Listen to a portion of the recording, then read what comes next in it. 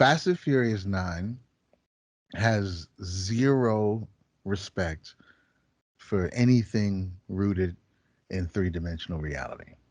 Is this And is this where they drive over the bridge as it collapses, the rope bridge? yes, yes, they drove. Yeah. Okay, so you've seen some of this shit. Well, N- my wife is an avid Fast and Furious fan. So I've seen them in the background. I've never sat through a whole one. I understand where they're coming from because I watch them for the same reason. It's an escape. It's fun. It's hilarious. There's a lot of little quips. Vin Diesel's got one-liners for days. It's awesome. But this movie is particularly egregious. They don't give a single solitary fuck about anything you think you know about reality. And at one point, I think Fast and Furious was like a fuck you to people who don't like big blockbuster. You can't suspend your disbelief, all that shit. Now they're just saying fuck you to their actual fans, to their core fan base. They're like, yep, screw you too. I don't even care. How do you drive a car over a rope bridge that collapses before you were a quarter of the way across the bridge? You outrun gravity and physics. And Yeah. then not only see if you want to outrun gravity and physics, just let me see you hit the nitrous and boost yourself onto solid ground before the bridge fully collapses. They said no. How Nah, about he's if the just bridge does fully collapse?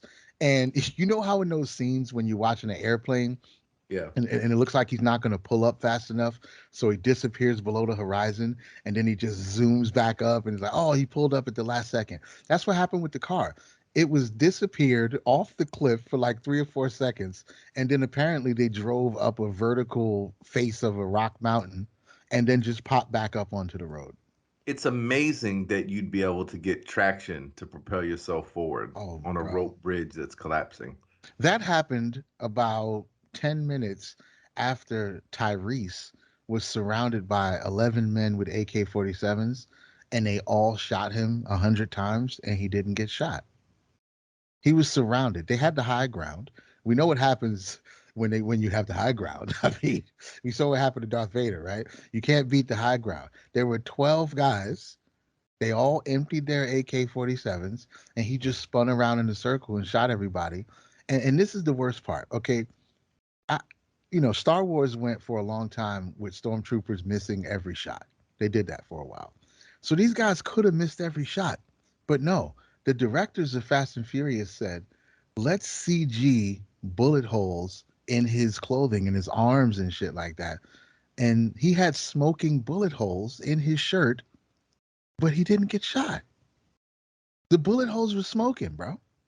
How did you go in here and draw little black marks on his shirt and then CG smoke coming off him, but not think you needed to explain why that's not a bullet wound? They, Hmm.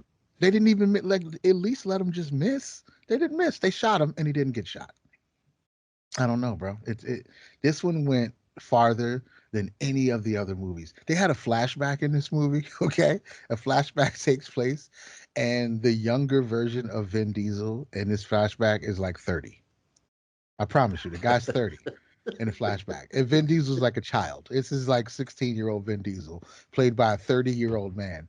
Not to mention, this flashback takes place roughly 10 years before the first time we see Vin Diesel in Fast and Furious 1. So, somewhere between this flashback of a 30-year-old man that looks nothing like Vin Diesel, he becomes Vin Diesel in 10 years. It's just bad. All the way, top to bottom. Fuck your life. Bad. They drove a car into space and crashed it into a satellite. Well, I mean, I think one of the rules is that everybody knows kung fu now. I remember watching Sherlock Holmes, and I'm like, I never read the books, but wasn't he a detective? How did he roundhouse kick an assailant? Why does it doesn't make any sense? And these guys start out as like, hey, it's when street racing, I guess, was all the rage. It was popular with the kids. Right. And so it's like, this is a story about some badass street racers. They don't care about authority, man. They're rebelling. They don't care. They've got nitrous hooked up to their car and they're badasses. And they drive faster than everybody. And I just don't remember like the Claude McGraw training. I don't remember the special forces training. Like When did they become badass and know how to handle pistols and know how to do roundhouse kicks? I don't know. Right. I've never seen all the movies. Like I said, I've probably seen little bits and pieces of them as my wife has them on. I've never sat down with her. I guess I'm a bad husband to watch an entire one. But I do recall the one you're talking about because there's also a scene where like a truck falls on him, but it Yeah, doesn't yeah, really fall on him. It's yeah. He just for just play walks out play. from under it. Yeah. Yeah, it didn't really fall. It tricked Psych. He's not really dead. Yeah, dude. I don't know. They something, and also they tried to be a little bit self-referential in there. I thought by the dialogue that was happening in the movie, I thought something supernatural was gonna happen. I thought they were gonna like acknowledge that they were in limbo. This whole like the last seven movies have been like a coma dream or I something think like that's the that. best explanation. It is. It When you said absolutely is. their roadkill twitching on the side of the that's I'm like, you know what, that makes perfect sense. Yeah. This is just some residual synapses firing off Yep. and it's all in their head. Yeah. That makes sense. Yeah, that would make perfect sense. And they were talking about it in the movie, like, how come we don't have a scar? We're so lucky. We've been lucky so many times. It's almost like like, I was like, yeah, come on, say it. We're dead. Y'all ever thought about how many wild missions we've been on and we somehow always survive? Yeah, so far so good, I guess. It's just luck. No, no, no. See, y'all not listening.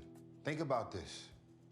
We've now been on insane missions around the world, doing what most would say is damn near impossible. And I ain't got one single scar to show for it. I mean, look at my jacket. Those are bullet holes from 14 dudes trying to take my head clean off his shoulders. But they didn't say it. They just kind of ignored it. It was really bad. I mean, some shit happens in action movies where you're like, oh, okay, yeah, all right. But then they go to places where they force you to just be upset. Vin Diesel ripped down an entire cement stone silo with his bare hands. I promise you. He they were, they were inside of like a stone missile silo type shit. Oh. And there were chains embedded in the concrete.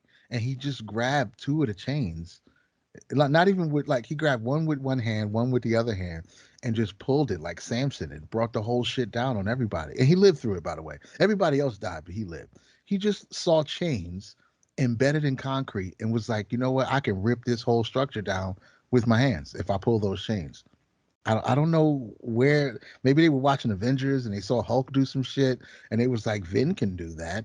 I don't know. Well, not Vin. Vin could never do that. But Dom.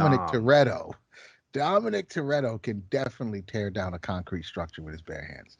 It's horrible. You got to watch it and just see how long it takes you to give up on it. Just see how long it takes. I mean, because we know it's an action movie, explosions, car chases. Like, we know what we're sitting down to watch. But watch that movie and see how long it takes you to just say, for fuck's sake, I'm out of here. I can't. No, no, you so this is how it really happened. Um it's his first race, the first scene in the first race in the first movie. He actually thinks he's a badass. He's never driven that fast before. And the reality is he gets in a car crash and he's dead. But he's been in a coma this whole time. And his megalomania is crafting this story in his head that he's so important as a street racer that the government needs him to go after terrorists and secure plutonium. Right. And that makes sense because the reality is, hey, I'm a street racer. I'm going to go ahead and street race, and you're dead. And you died. You made one wrong move at 120 miles per hour, and you're a vegetable. And this is just the residual brain activity from after his first raid. Nothing has happened. There was whatever. I never saw the first one, but whatever that first scene is where he first drives fast, Yeah. that's where he died. Yeah, actually, you know what? Yeah, they installed his nitrous tank wrong. And when he pushed the button on his shifter, he exploded. That's it. It's like you don't get no do-overs in this. There's no possible way that, and I know how it sounds. Trust me, I know how it sounds. It's like, oh, it's an action movie. Get over it.